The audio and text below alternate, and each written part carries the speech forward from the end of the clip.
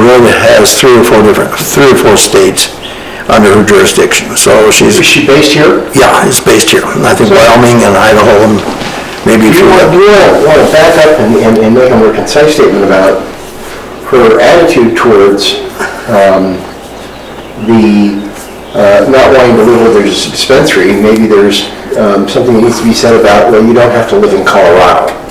Well, it happens to be our state constitution that says that we're allowed. there you hit a move there, and this is what the government has got to figure out a way around, the federal government. Start with a clean statement. Yes, Colorado Constitution was submitted to Congress before it became a state.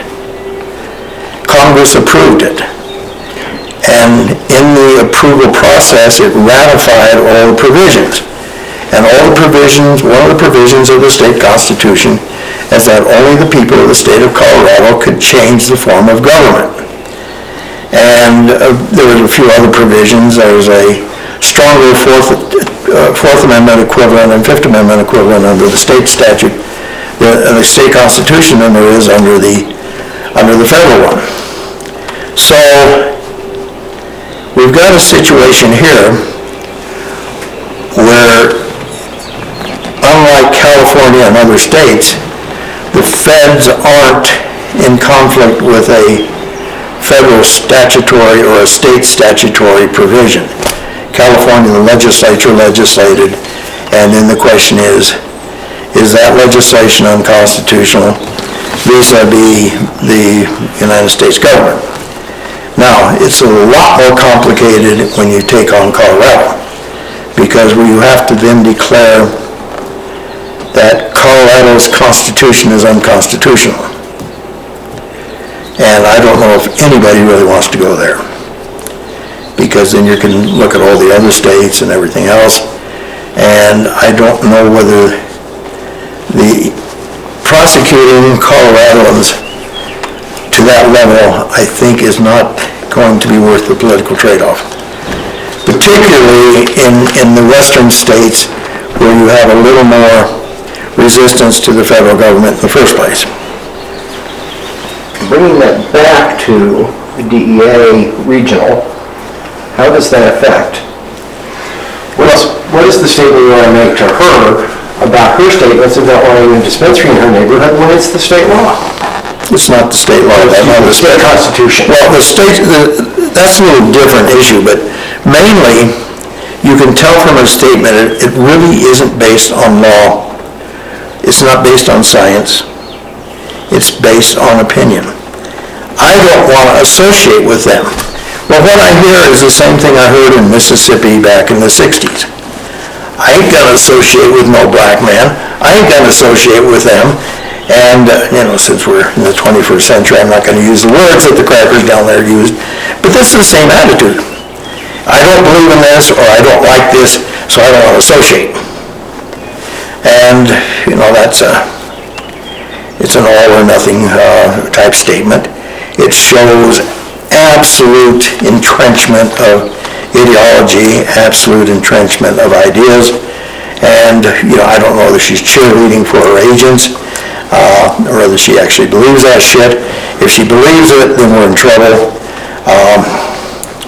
Even if she doesn't, then why should she be saying it? All she's doing is reinforcing the stereotypical view of the Southern woman. And I don't think, looking at her, that would be a fair assessment of her. But if I were to take her attitude, I'd say, okay, lady, you don't like it here, go back down south. What's her name? I forget. Okay. Do you want to make any kind of statement direct to her? No. Okay.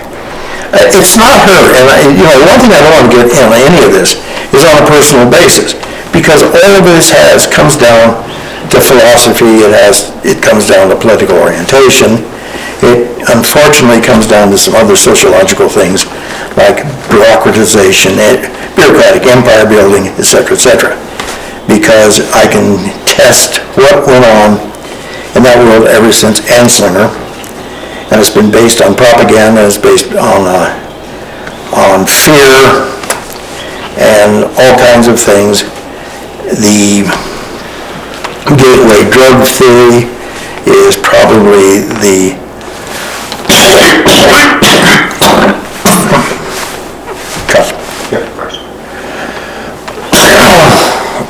The gateway drug theory. The gateway drug theory is probably the most misuse of data that I've ever seen. You could say that, to say that marijuana is the gateway drug to all the other drugs would be like, and everybody that took heroin started on marijuana, would be like saying every Hell's Angel or biker started out riding a bicycle in his younger days. There's no correlation whatsoever. So, it was a propaganda war beginning with Anslinger, and it stayed that way even to this day. And if you look at the rise or increase in the drug enforcement budget, even a second or third grader can look at a bar graph there and tell what's going on. So she can't jeopardize her budget. In fact, I just did an article that I posted about why marijuana probably won't be legalized, at least in my lifetime. And, all the dispensary clients I have and caregiver clients and people I know, and when I go make speeches, they say, why are they coming down on us because we're paying all this money in taxes?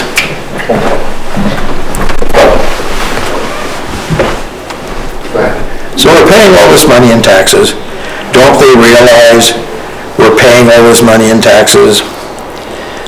Why are they doing this? We're making money for them. And what they don't realize is that it's a different type of money. What they're doing is they're taking the drug war money and turning it into roads, hospitals, schools, things like that the law enforcement people could really care less about, unfortunately. And as long as they're in a position to market fear, that's going to happen. So consequently, you've got, I'll back up there. All you have to do is look at the Occupy videos, from Occupy Wall Street, Occupy Berkeley, Occupy LA, Occupy, what was the real bad one? Oakland.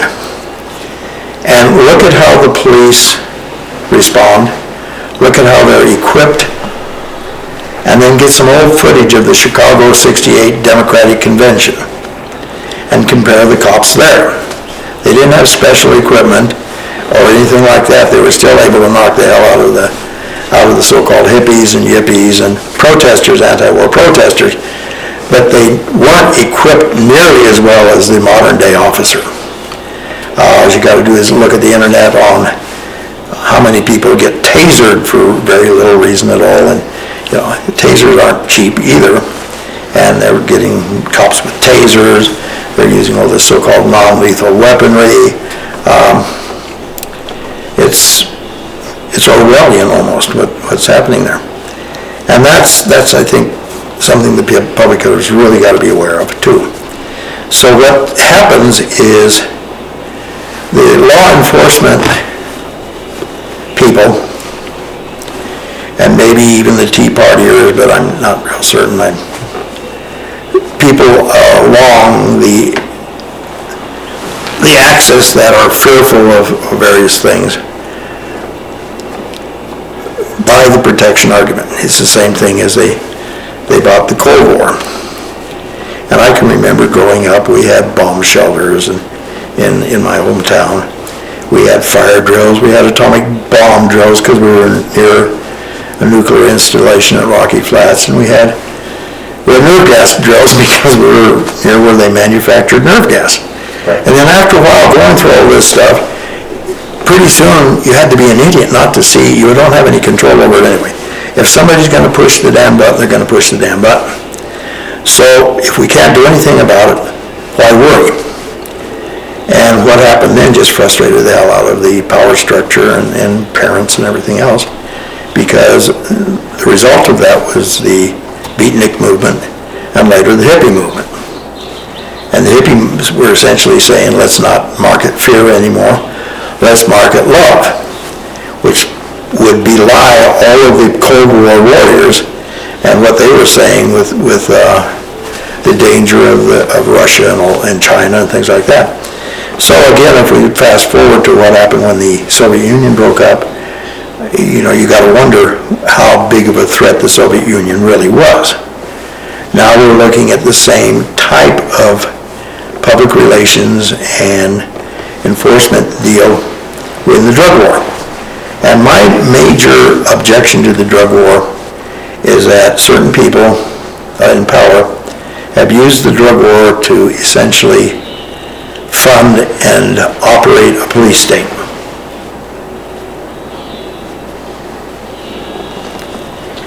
And that takes us to, well, if certain people are funding, are using the funding to set up a police state, the result of this, in the contemporary form, not the last 30 years, but in the last 3,